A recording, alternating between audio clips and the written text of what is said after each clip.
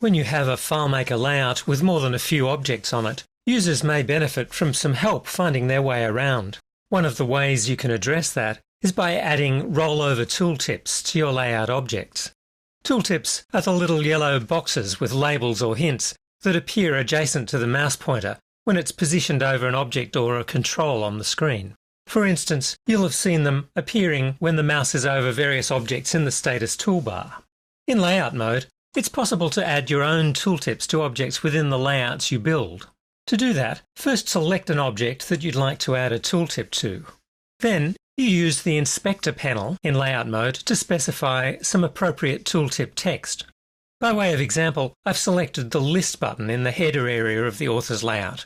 Now I'm going to use the keyboard shortcut for the Position tab of the Inspector panel, which is Command 1 or Control 1 if you're on Windows. A little way below the top of the Position tab of the Inspector, you can see that there are two fields labelled Name and Tooltip. And the Tooltip field is where you can enter text to appear as a tooltip when you return to Browse mode and hover over the selected object. So with the List button selected, I'll now put the cursor into the Tooltip field and enter some text to be the tooltip for the List button. View author's data in list format. You can see that FileMaker has added a small icon with a T in it at the lower right of the List button in layout mode to indicate that the object has a tooltip.